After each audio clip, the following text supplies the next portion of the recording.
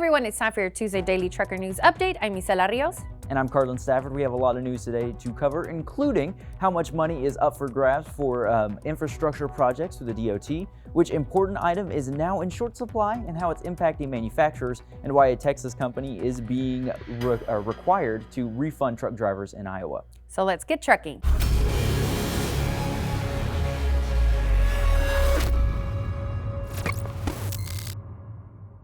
Two Oklahoma bills looking to make CMV weight limit violations easier to enforce are working through the state's legislature. Senate Bill 691 outlines the fines for vehicles that are exceeding weight limits, $200 for 750 to 3,000 pounds over the limit, and $650 if the vehicle is 7,000 to 10,000 pounds over the limit. The second bill, SB 617, would transfer some enforcement duties from the Oklahoma Corporation Commission to the Department of Safety. Now, the Corporation Commission says it doesn't support the bill as they are written, but wouldn't be opposed to consolidation of some of its violation powers. The U.S. Department of Transportation has announced $1 billion in funding is available for infrastructure projects if states wish to apply for it. The program, known as Rebuild American Infrastructure with Sustainability and Equity, or RAISE, will evaluate projects on safety, environmental sustainability, quality of life, economic competitiveness, state of good repair, innovation, and partnership. Priority will be given to projects that reduce climate change, demonstrate improvements to racial equality, and the ability to create jobs. The maximum grant award amount is $25 million, and no state can be given more than $100 million.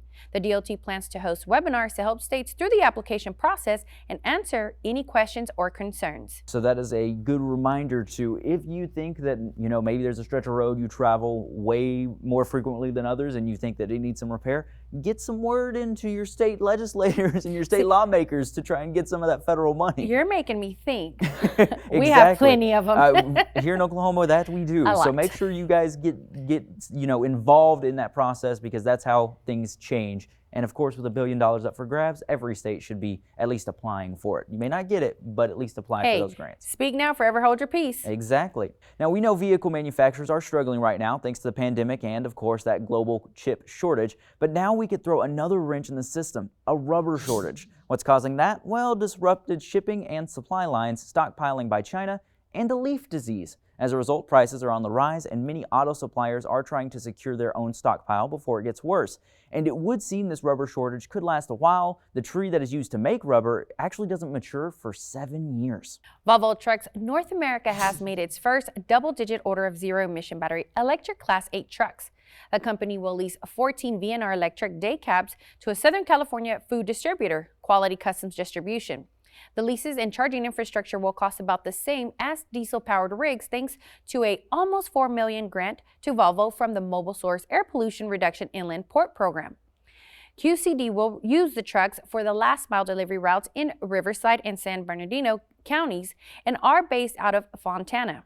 Deliveries of the trucks will begin in the fall of 2021. We're going to be telling you guys a lot more stories about electric vehicles and how they're being rolled out, because I know, Tesla has it. I think Nikola it's hit or miss with Nikola. I'm not sure what's happening there. No one really does. But Volvo, all the other manufacturers have all said that they're going to start putting a little bit more money into those electric rides. Hey, it's happening, people, whether we like it or not. Right. I mean, I don't know really how to feel about it, but I'm okay with it.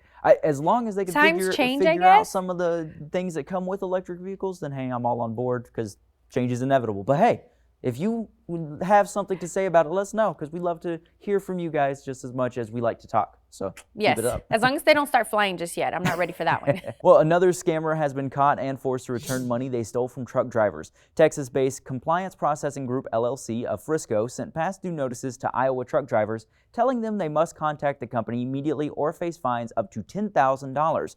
Now, the company then charged the drivers nearly $150 to submit a federal document that could have been filed, get this, for free.